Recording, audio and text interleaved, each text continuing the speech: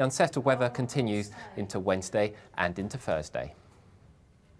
Looks like things are heating up. Boxed boilers, sponsors of weather on GB News.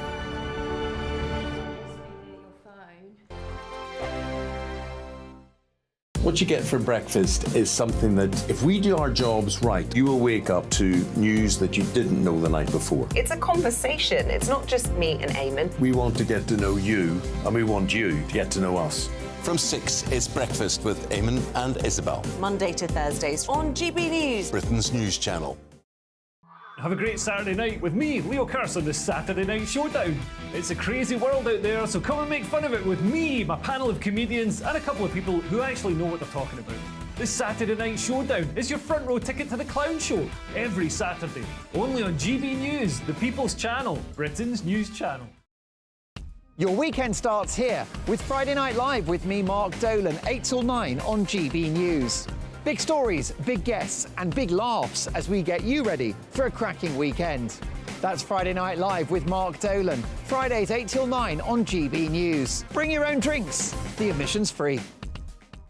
Now then, Lee Anderson here. Join me on GB News on my show, The Real World, every Friday at 7 p.m. I'm not eating bloody cat. Are you Delicious. mental? Open your mouth. OK, here comes a train. Reminds me of the scene in Singing in the Rain. Adam, is that a good one? Whoa! Join me at 7 on GB News, Britain's news channel. Good afternoon, Britain. Good afternoon, Britain. Join us, Tom and Emily, To find out what's happening in the heart of Westminster. and why it matters to you. Weekdays from midday, we bring you the most compelling stories from across the United Kingdom. And from your doorstep to our inbox, That's right, we want to hear from you, GB News. Britain's news channel. I'm Andrew Doyle. Join me at 7 o'clock every Sunday night for Free Speech Nation, the show where I tackle the week's biggest stories in politics and current affairs with the help of my 2 comedian panellists and a variety of special guests. Free Speech Nation, Sunday nights from 7 on GB News, the People's Channel, Britain's news channel. In the GB Newsroom, we bring you the news as it happens. With our team of dedicated journalists across the UK, we're ready to give you accurate reporting every day. When the news breaks, we'll be there with bulletins on GB News, the People's Channel, Britain's news channel. Wake up to the headlines with Headliners every morning at 5 a.m. We treat you to the day's biggest stories before anyone else, 7 days a week. You can catch up on everything you need to know before you've even had your kippers. Headliners every morning at 5 a.m. only on GB News, the People's Channel, Britain's news channel. GB News, unlike other broadcasters, isn't obsessed with the London-Westminster bubble. We think there's a nation beyond the M25, and that's why we talk about the issues that matter across the land. Join me on State of the Nation, 8 to 9 o'clock, Monday to Thursday, on GB News. Daisy's listening, and you should too.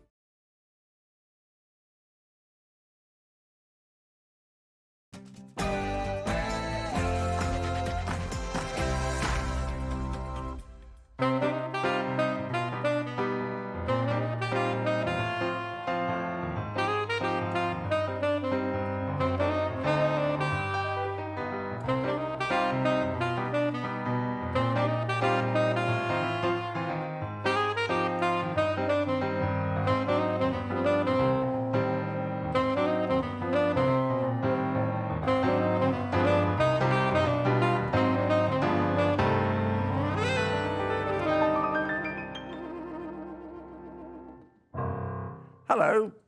Whenever I'm asked to be interviewed on the BBC, even though it's supposed to be about the mating habits of ring-tailed lemurs, the first question will be, what about cancel culture? Because mentioning cancel culture is the best way of geeing people up, and that guarantees they won't switch channels. Same with the word woke. Most people have little idea what it really means, but despite that, they tend to have strong feelings about it. Very strong. Now, Frank Luntz, my resident pollster, will tell us what people do think it means.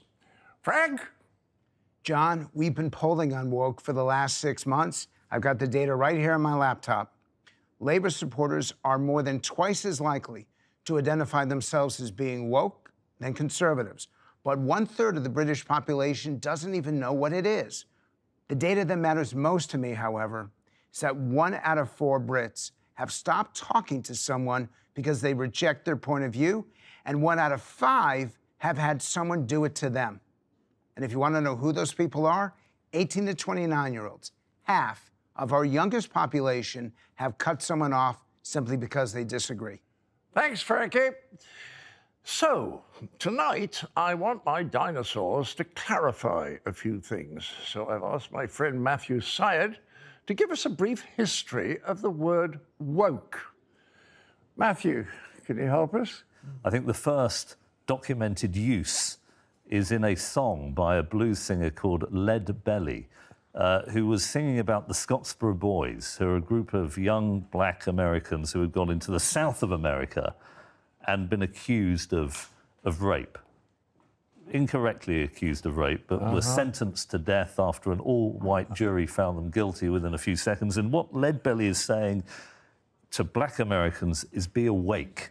Be aware of racial prejudice if you go into the South, the Jim Crow South. Yes. And it was really a consciousness-raising term. And when was that?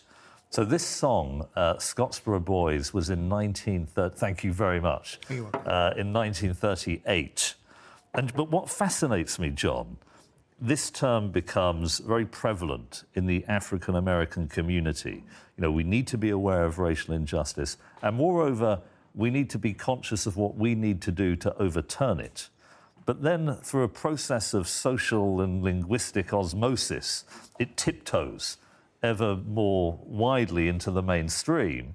And then you come up to today, and it's now a term of abuse, that people who are woke are too sensitive to injustices, in much the same way that political correctness was kind of a positive term at the beginning, yes, but now is a term of abuse. And linguists call this process pejoration, how a positive term slowly becomes a pejorative. But it then got widened from racial discrimination to any form of discrimination at all, perceived or real.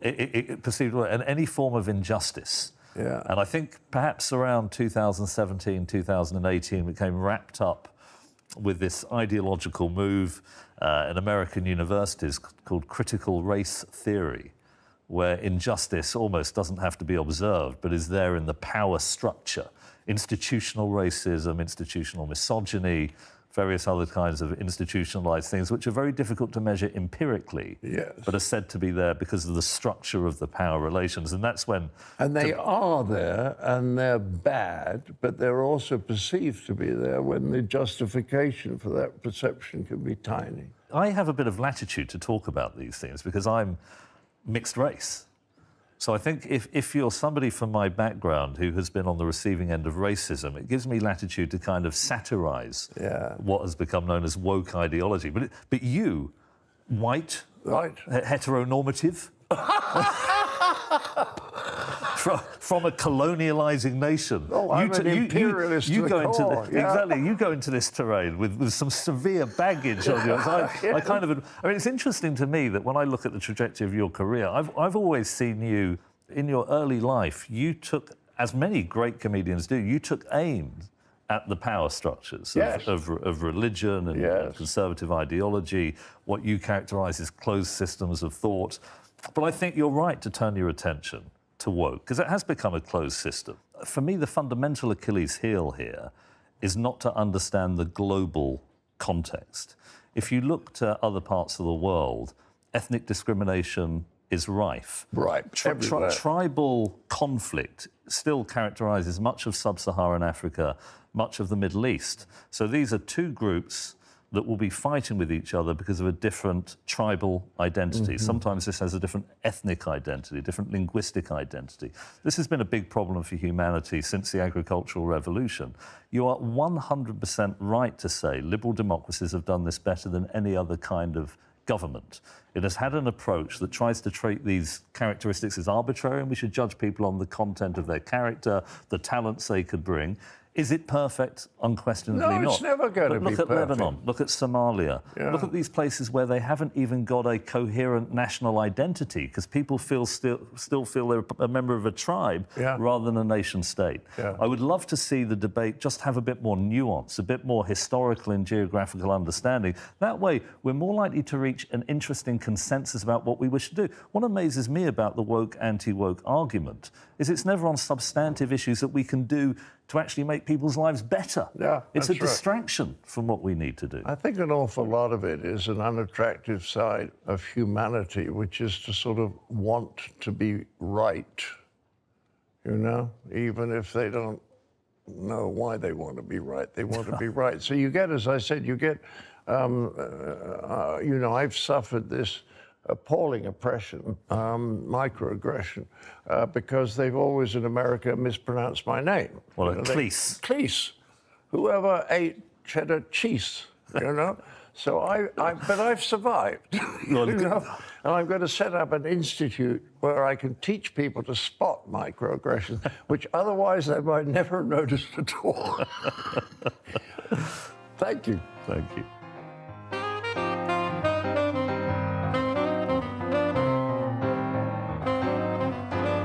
Helen, I'm so happy to have you on this show. Isn't it cool? And the reason I'm happy is that I can't get the woke people to come on and discuss it with me. We've asked over a dozen of them, and they basically refuse.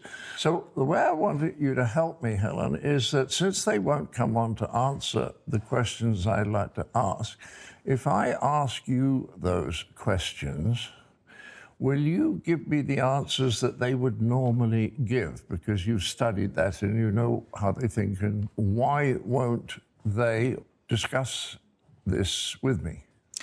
So you are coming here from a marketplace of ideas approach, the concept of debate, of bringing ideas together, comparing them, seeing which stand up best to critique, qualifying them, having them critique each other, is understood largely as a Western white masculinist tradition.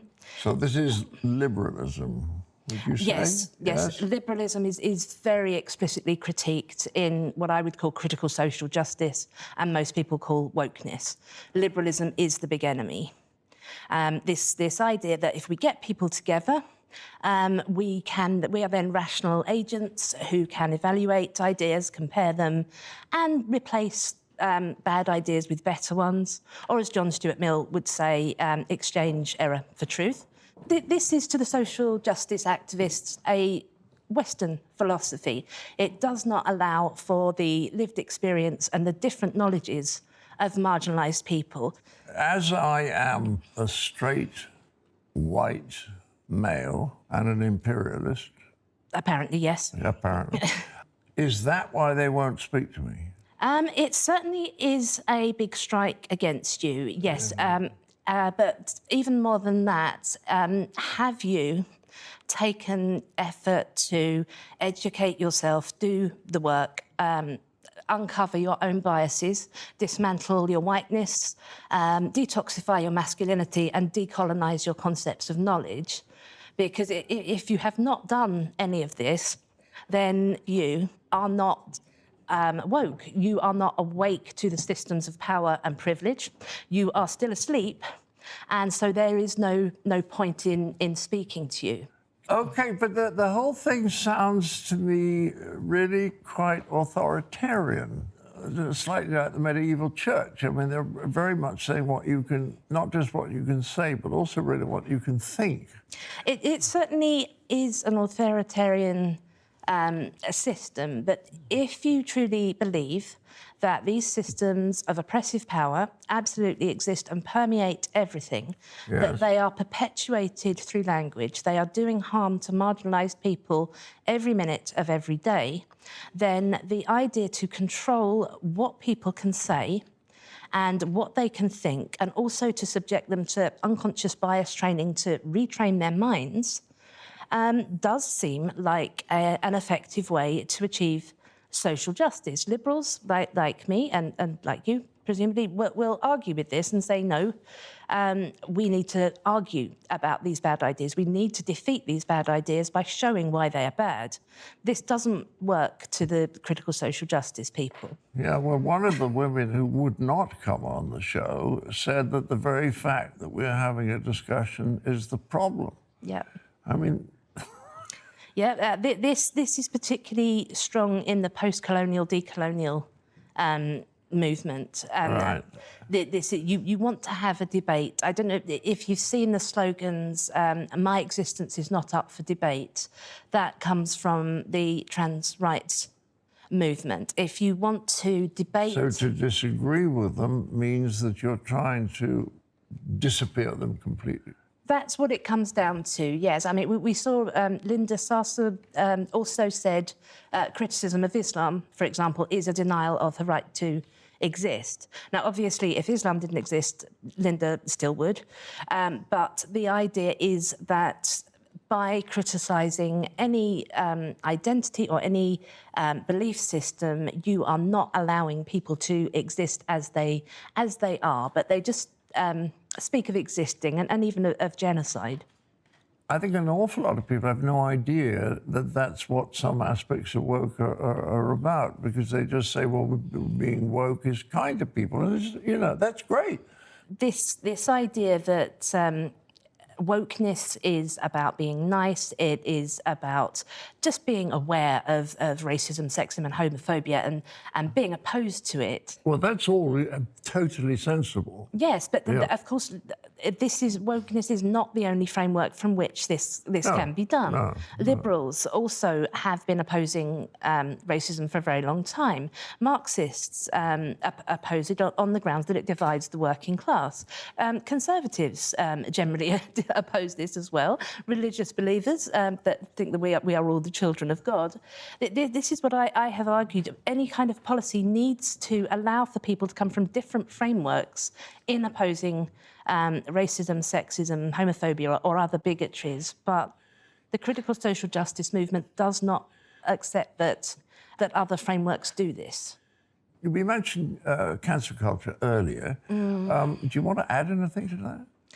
Cancel culture is something that I've been dealing with for quite a while, because a lot of time people think of cancel culture as something that affects celebrities who are being hounded and perhaps not allowed to speak in one particular arena, and they say, but you're still speaking, you haven't been cancelled at all. But if you look at who is actually being cancelled, the organisation that I have worked with looks at blue and white collar workers who are being asked to undergo various kinds of training, are objecting to this training, and are being fired, suffering disciplinary action. Trade unions are very, very wary of even addressing the issue.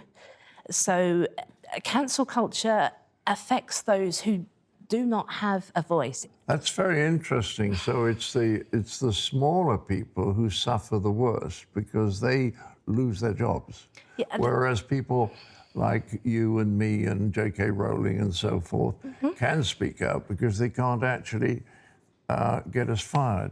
This is why I would argue, from an admittedly biased left-wing point of view, that this cannot realistically be seen as a left-wing movement when it arranges things so that only the independently wealthy can actually speak. That's funny.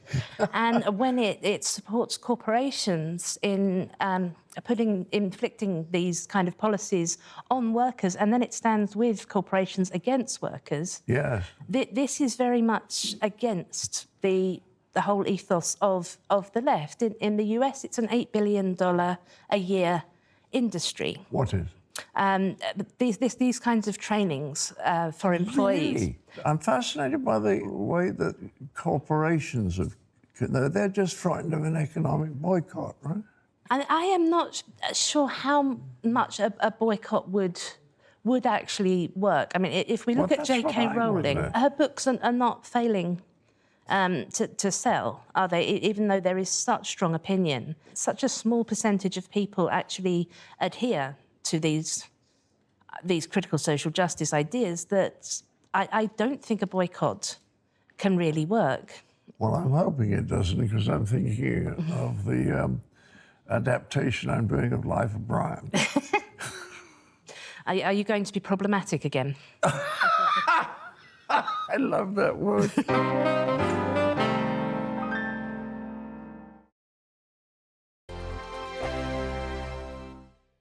I'm Andrew Doyle, executive producer of the Dinosaur Hour, and Lewis Schaefer with me here.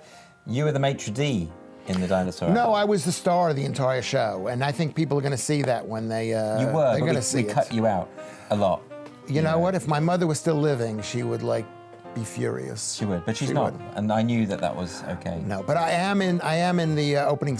I hope you don't cut out the opening section. No, you're in the opening section. I'm in the opening section. And of course, working with John Cleese, that must be exciting. Well, that was amazing, really. I didn't appreciate it at the time, but then I'm sitting there working with him. I'm thinking, this is John Cleese. Yeah. This is John Cleese, as in cheese.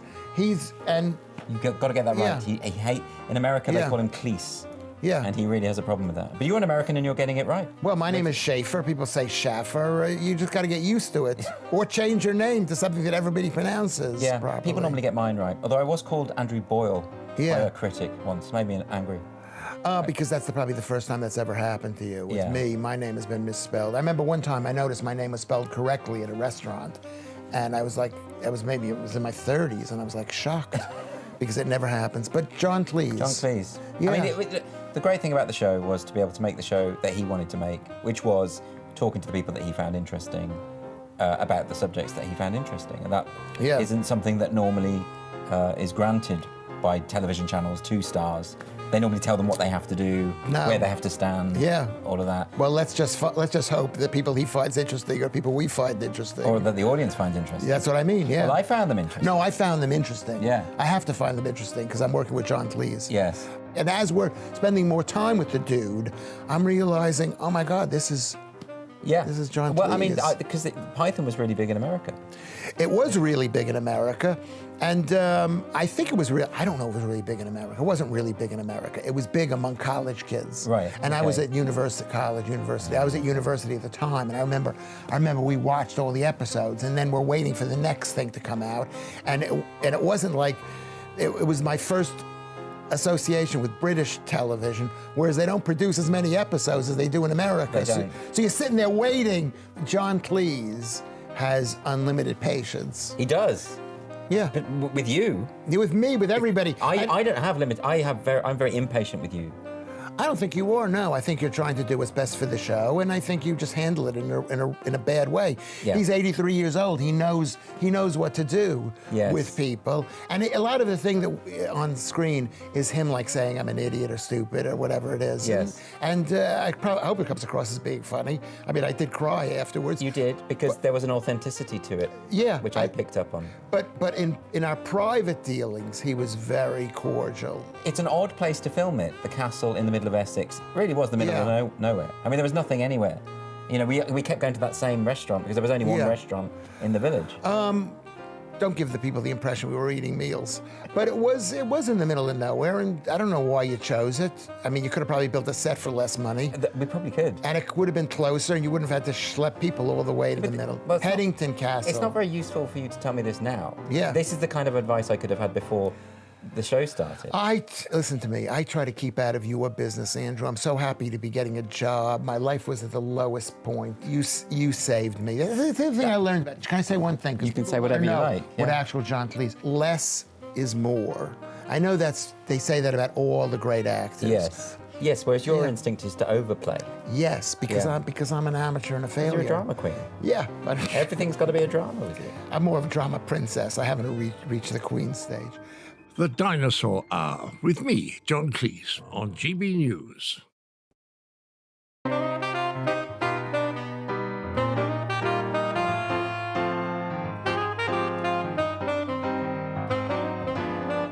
Peter Boghossian, philosopher, author. That's me. Acrobat? No. No? No. Oh. No. Oh, I was misled. No. All Same right, person. Peter, you studied this. I have. How did we get here? It's a very powerful movement. Nobody sort of signed up for it. And we are learning every day about inclusion and diversity and anti-racism and all that. And it's kind of arrived without anyone quite knowing where it came from. Right. It reminds me a bit of that thing in Holy Grail when Arthur says, I'm the king. And they say, well, we didn't vote for you. We didn't vote for this, did we? No, it did not come as a result of a democratic process. It blitzkrieg society in the last 10 years. And so the words that you mentioned are one of the reasons that it's spread throughout the society. Inclusion, equity, diversity, anti-racism. People thought they were signing up for something different. They're getting something that they did not sign up for. They've been hoodwinked. They've been bamboozled by these words. You say woke and it means kind, and you finish up with authoritarianism. Correct. It's similar in that the words have two meanings. The meanings that people sign up for, and then the secondary meaning. So for example, inclusion. When normal people who are not steeped in this, they hear the word inclusion, they think, oh, well, inclusion, that sounds like a great thing. We want to include people in wheelchairs. We want to include people of all skin colors. We want to include people of all heights, of different ethnicities. Everybody agrees to that. Every sane person will sign up for that. But what inclusion actually means, so think about it like this. If we want to have an inclusive conversation, let's say we wanted to bring folks into our conversation, we wanted to include them. Well, to make sure that they felt included, they have to feel welcome. So to make sure that they feel welcome, we have to make sure that they don't feel offended. Oh. An inclusive space means a space where you restrict speech, a conversation in which speech is restricted. But people think they're getting a conversation in which all people can sit at the table and have a conversation, a discourse as equals. That's just not what it means. So for example, when you see the word equity, most people confuse, and it's a very simple confusion. What it means to me, it means fairness. Yeah, that's the exact opposite of what it means. So equity used to be a finance term. You know, you had so much equity in your home, and that's how most people understood the term until very, very recently. So equity and equality are not the same things. In fact, they're exactly the opposite. They're the opposite? Yeah. Okay, go on. Okay, so equality means treating citizen one and citizen two equally. They get treated equally. That's what equality means. Equity means the redistribution of shares, redistributing something in society to have an equal outcome.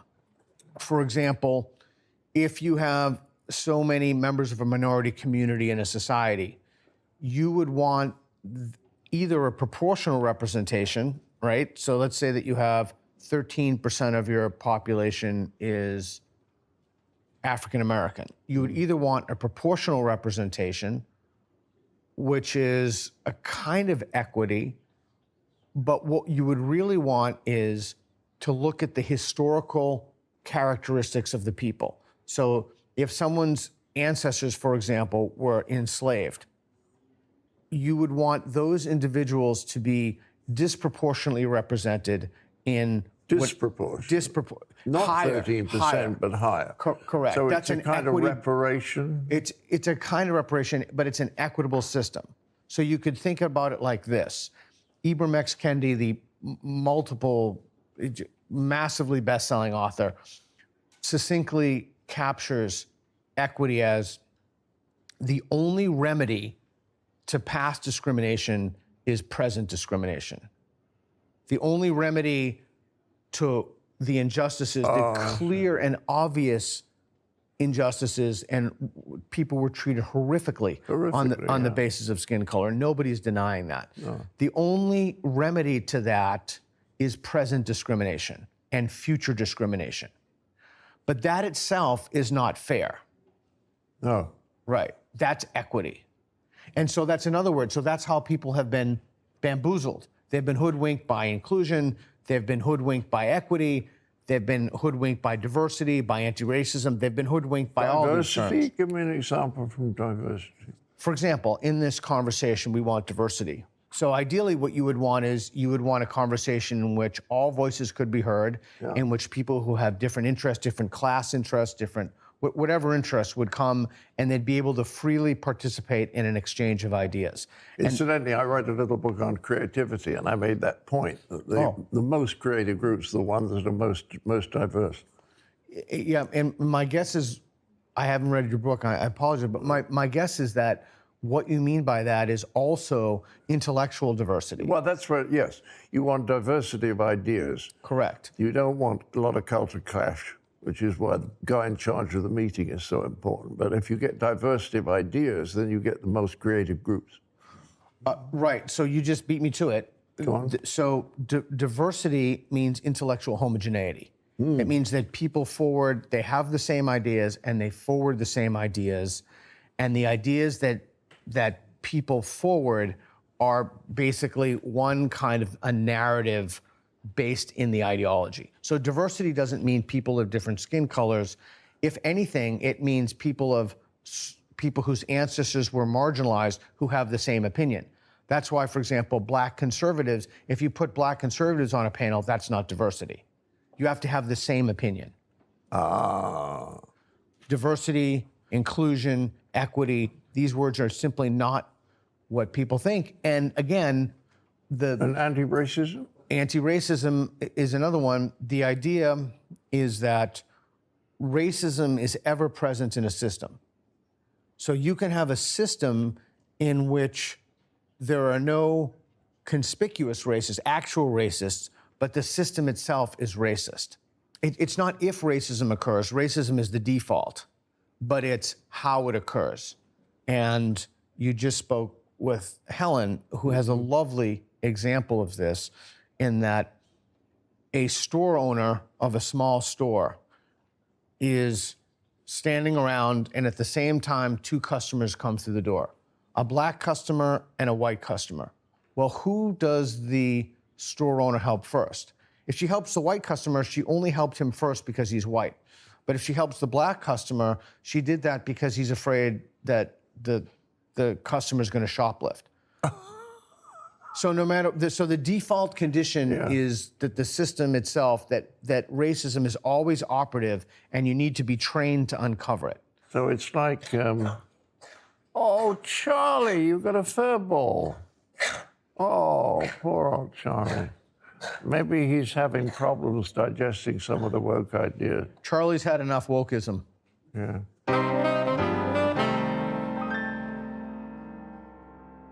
Gillian Phillip. John Cleese, hello. Nice to have you here. Thank you so much for coming, darling. Thank you for having me. Now, listen, you used to be a pretty successful children's author, and now you're not. No, I'm not, no. I'd worked for a company called Working Partners, which is a book packager. And I'd worked for them since about 2011.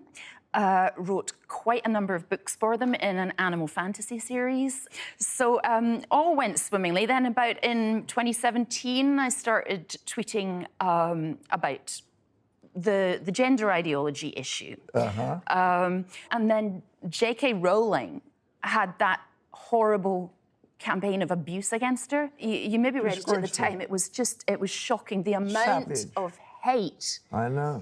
She got for stating something that everybody believed till 5 minutes ago, which is that you can't change your sex. You know, dress how you like, as she said. You know, sleep with whoever will have you, however you want to. You know, but you can't. You know, don't bully people out of their jobs for saying that you can't change your biological sex. And she got so much hate for this, and I kind of felt I want to say something. You know, I kind of was aware that it was a really difficult, very touchy issue. So I added the hashtag I stand with J.K. Rowling to my Twitter handle. I know. So that was kind of blood in the water, and everything was kind of quiet for a couple of weeks. And then the sharks found me. You know, death threats, threats of sexual violence, that sort of thing. So I kind of ignored the first few comments, blocked, but it kept coming. And it was kind of like a snowball rolling downhill. It got worse for 24 hours. So it started morning of the 26th. By morning of the 27th, my publisher was on the phone. Which year is this? This is 2020. 2020? Just not long after lockdown, say, about then. 27th, I got to sleep about 5 in the morning. Was called by my agent about 9. And the book packagers were on the phone, working partners were on the phone. We'll have to talk to HarperCollins, see if it's, if you can still work for us. And 2 p.m., which was like 9 New York time, HarperCollins said, right, she's out, sort of thing. So, yeah, sorry, HarperCollins, say you're out and you're fired. So that was it. And that was the end of my career as a children's author.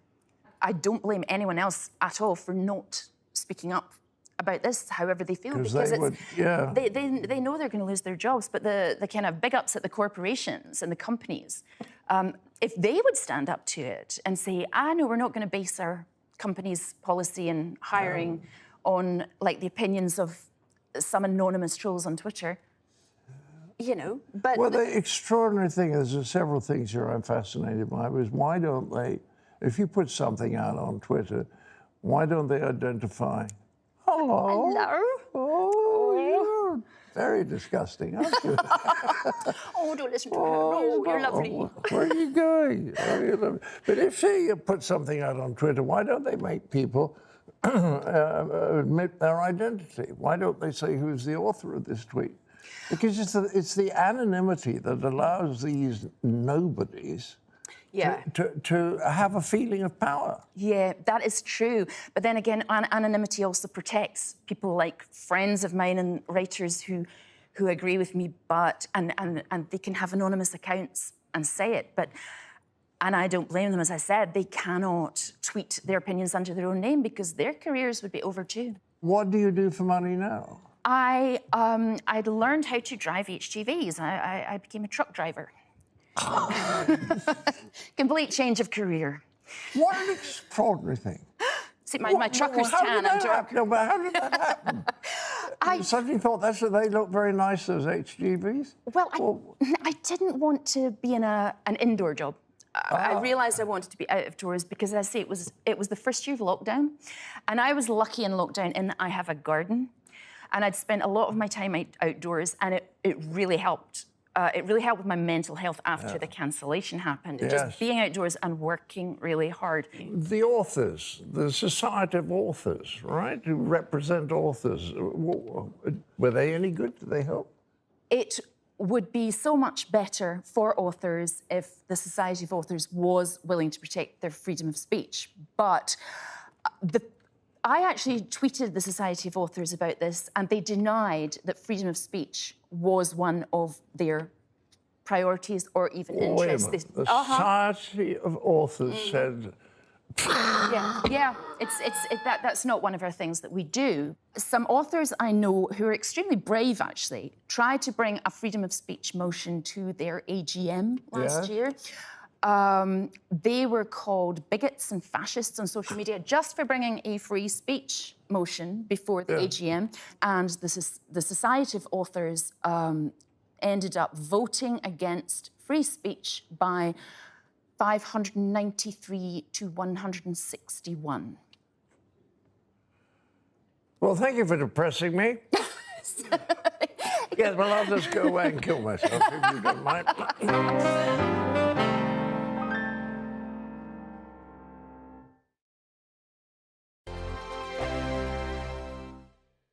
I really enjoyed making the show. Wide variety of different types of people, and the team were all great, and the extras were all great. Yeah. And you got to talk to all of these people. You developed quite a warm relationship with the nuns, particularly. You got a few telephone numbers, yeah. And then I kissed the nun. You did? Well, as you know, I'm in the film business myself. I've been on many. You should explain that to people, that you're not really in the film business. You are an extra. I am a supporting artist. Supporting artist. But I have had relatively large roles in some of these films. Well, you had a line in Wonder Woman, didn't you? I had a line in Wonder Woman. What was the line? we have to see the president, something like that. You do that very well. I did I it was very. convinced Did it, but people notice it. Whatever it is, don't belittle me, Andrew. I'm being sincere. These people don't know. No, I'm being sincere. You're interpreting me as belittling you. I'm not. So I have been I'm on. impressed. I'm not listening to you. I've been on many film shoots. Yes. And not even considering this is your first time, you seem totally in control. What, as a producer? Of a producer, yeah. Totally in control. The director, of course, was competent, and so I thought it was extremely... It was a professional set. It was a professional set. We do things professionally at GB News, that's the thing. And really well done. Yeah, well, really well done. Well, and I thought it was I thought the production values, I thought if I had to do it, I would have saved a little bit of money. And maybe not had cats, maybe not had extras. Well, I think the cats were quite integral to the whole ethos. You know, John was very keen on the cats. John has lots of cats. He does have lots of cats, and so he wanted cats there. And you know, whenever I say something controversial on Facebook, I always post a picture of a cat. It does actually mollify any situation instantly, doesn't it? It does. If I've been in lots of Twitter arguments, what I do is I just put a cat video out there, and it's like a cleanser. Yeah. And everyone just calms down. And we're it's happy we've seen cats. You can't retain anger and rage in the face of a cat. Like, big furry face. Right. You were on the New York comedy scene. Yeah. Then you came to the UK, and for some reason you stayed. For some reason I stayed. I wanted to see my children.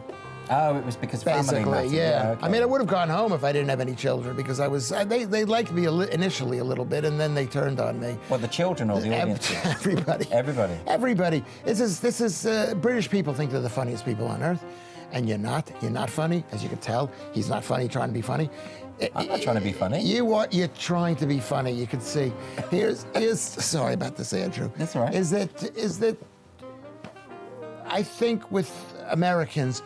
Americans like to be loved. Is that right? And English people don't want to be loved. Do you know what, that is true? I noticed that with American comedians. There's a lot more sense of like me, you know, like they're a lot more bubbly, whereas a lot of British comedians are almost standoffish. Yeah. Well, I was thinking for laughing at them. I was thinking more of the audience. Is that the audience in this country? If you tell the audience, "Oh my God, I love England! What a great country! Your castles, you're great people. You're so much more spiritual. You're so much more." The audiences don't like it. But if you go to America and you say, "America," you know, Well, look, I've performed in America, not much, just a few times. Yeah. The audiences are very, how would you put it, vocal.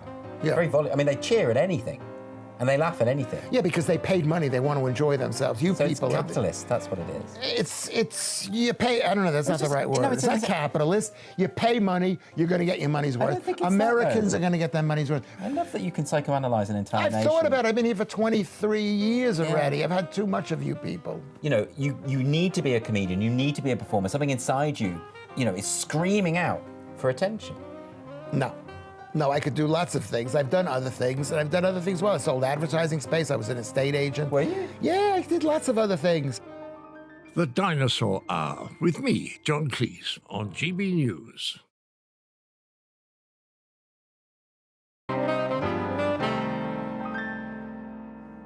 Greg, I'm so grateful that you came. Greg Lukianoff has co-written the best book on this subject that I've read. You co-wrote it with Jonathan Haidt, wonderful author. It's called The Coddling of the American Mind, and it's the most interesting thing I've read on all this stuff. But what I'm fascinated by is that it all started with you having a severe depression. Yes. So tell the tale. Well, in 2007, I got so depressed I had to be hospitalized as a danger to myself. And in the process of recovering, the next year, I studied cognitive behavioral therapy. And cognitive behavioral therapy is something that teaches you to talk back to your own exaggerated thoughts. When you have the voices in your head, you argue with them. Exactly. When you're catastrophizing, you call it out. So catastrophizing means what? That you're just thinking everything's going to be a catastrophe. It sounds very much like it sounds. When people are anxious and depressed, they have all of these cognitive distortions, you know, at volume 11 going on in their head. And that just getting in the habit of talking back to them can relieve many of the symptoms of anxiety and depression. So when you discovered that, what happened then? Well, you know, it changed my life. But I started seeing all over the place, ways in which we were teaching young people the habits of anxious and depressed people. It was as if both in K through 12, in grade school, and in higher education, it was like the adults were saying, by the way, do catastrophize. Go on. Do engage in emotional reasoning. Do engage in binary thinking, which I know you think a lot about as well. So you linked up with John? Linked up with John Haidt. I told him what I thought was, because I'm a constitutional lawyer. My major focus. Are you? Yeah, I know. I thought I liked you. And I was defending freedom of speech on college campuses and academic freedom. And I noticed around 2013 that students were really clamping down both on freedom of speech, but they were also rationalizing it in this kind of medicalized way that was all catastrophizing, all binary thinking, all of these cognitive distortions. So we wrote an article together in 2015 saying that the things that are threatening free speech on campus are also the kind of mental habits that will make young people anxious and depressed. Essentially, it's teaching people that that essentially they should avoid challenges, they should avoid things that cause them any pain. But of course, things that cause you pain are also what cause you growth. Yeah. And so the emphasis on having your children not experience either physical or emotional pain or challenges is actually a profoundly unhealthy way to teach kids to think about the world and to let them be kids and grow up. It's tempting as a parent, because I have a 5 and a 7-year-old. I understand it. You want to protect your kids from emotional difficulty, but if you don't prepare them for a world that's difficult, and you don't prepare them for challenges, you're not preparing them to be adults. And even worse, you're creating a situation where of course they're going to be anxious and depressed because they're afraid of the world. They're afraid of adulthood. Having all these insights with you, how do they affect the people who are advocating woke ideas? I think that to a degree, this terrible advice is inherent to a lot of what we might call woke ideology, that essentially challenge is bad, that you should always follow your emotions, and most importantly, life is a battle between good people and evil people. A lot of the ideology that we're seeing, particularly on campuses, is this very simple narrative of there is pure good and pure evil, and you want to be on the side of pure good, always at war with the other person. So that if you agree with a lot of the transgender agenda, but disagree with some of it, then you are a very bad person. Absolutely evil. You're absolutely wrong. Yeah.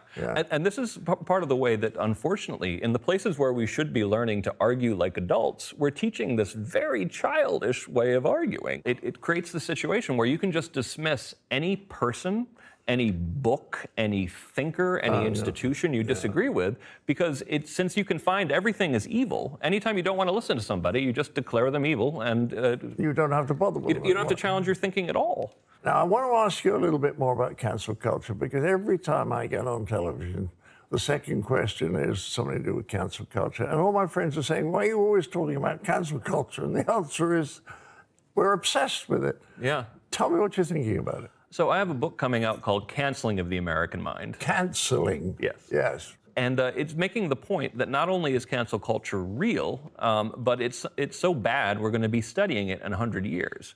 One thing that we've collected is the number of professors who have been punished or fired.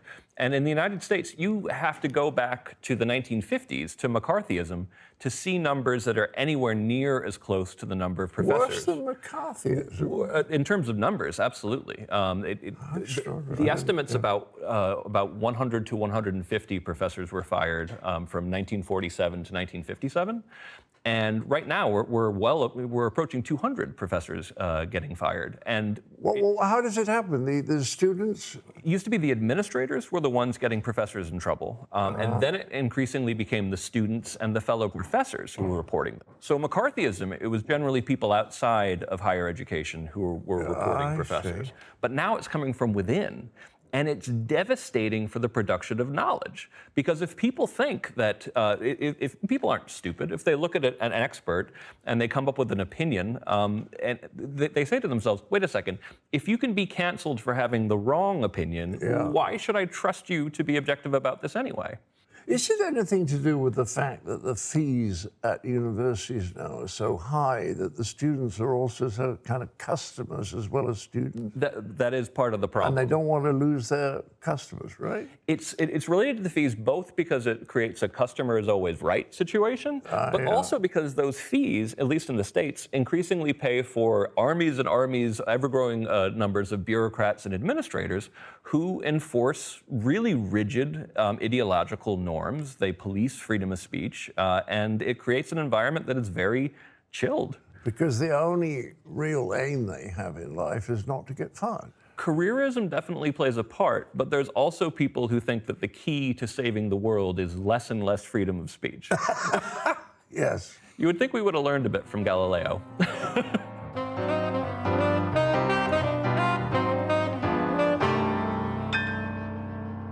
Well, I feel better informed, but also completely confused.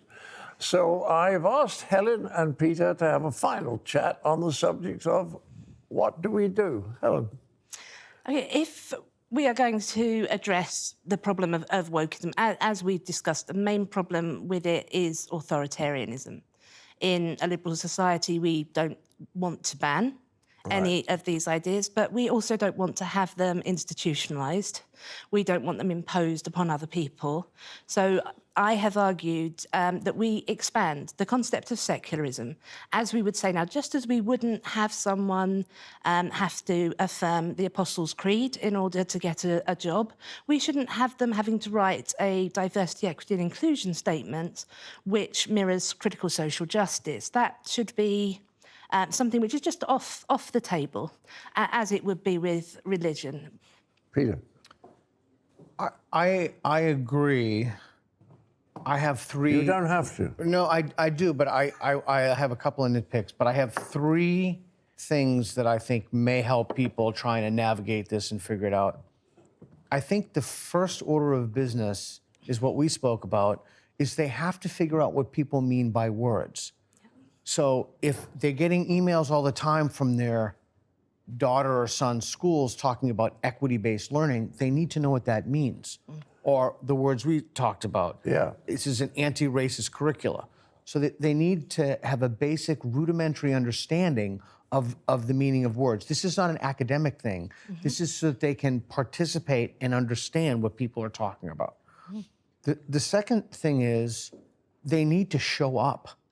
They need to physically show up to meetings, often in school board meetings or any kind of municipality, county meetings. The people who show up are the woke people, and they're the most vocal people.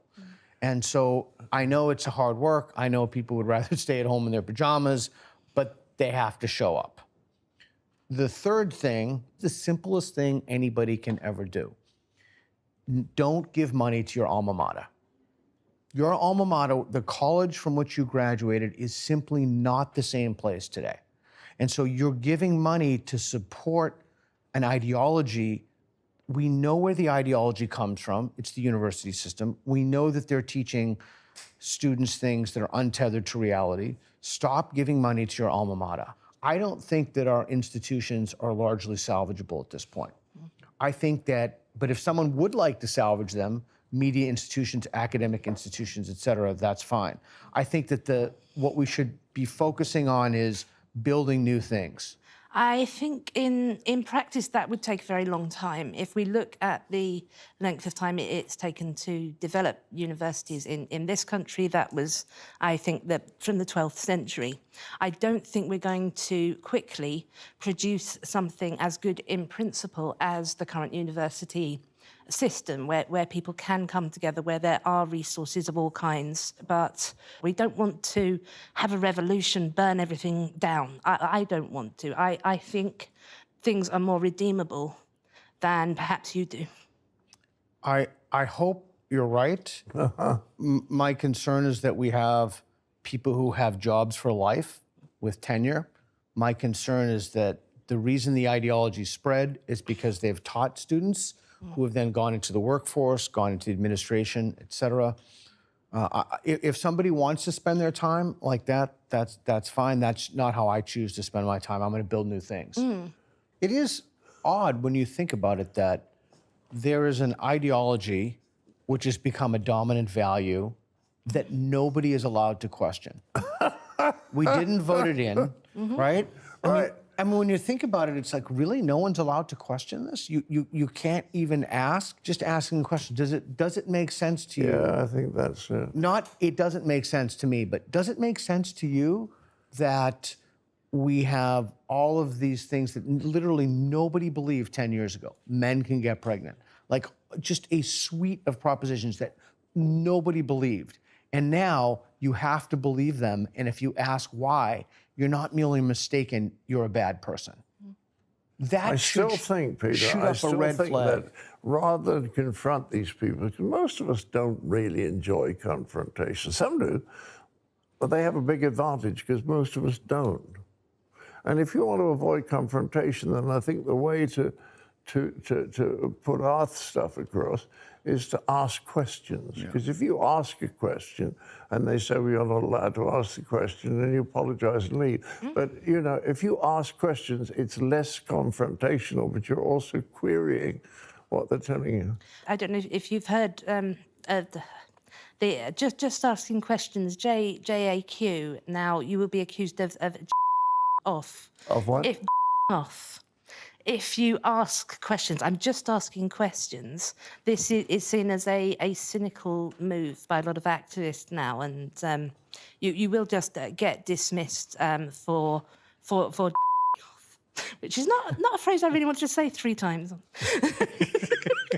Well, as they say on the BBC, I'm afraid that's all we have time for. I'm now going to make a pompous little speech because it's my show. So there. You see, I believe in liberal democracy. Now, I know a lot of people say that liberalism has failed, and I say no. Liberalism hasn't failed.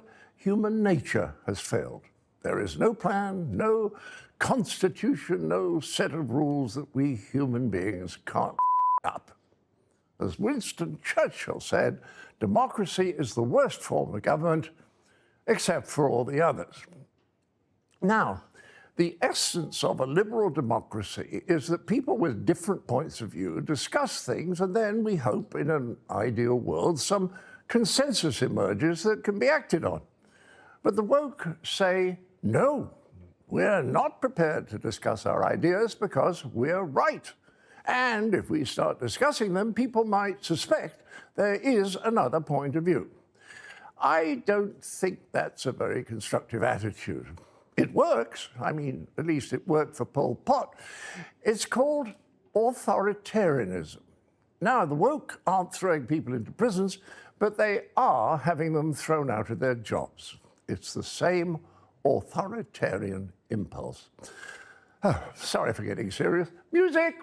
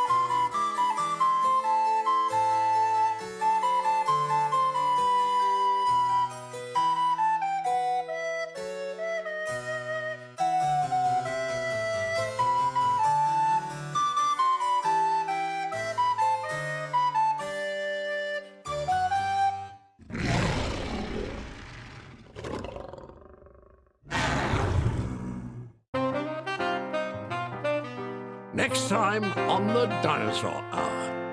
You know we killed a man, did I tell you that? No. Kevin Klein and I killed a man in Denmark. Bellissima, bellissima, bellissima, oh, bellissima, bellissima, oh, bellissima. I think you can get more uptight. I think you should be offended by that, because I am. You're not offended. I'm offended that you're offended. I'm offended that you're not offended, that I'm offended that you're not offended. I'm Michelle Dewberry, and I'm not here to tell you what to think. I'd much rather hear what you have to say. So, send in your opinions to gbviews@gbnews.com. Keep them clean, and you never know, I might read them out. With my panel here on Jubes & Co, we debate, we get stuck into the issues of the day on a show where all views are welcome, especially yours. GB News, the People's Channel, Britain's news channel. GB News, unlike other broadcasters, isn't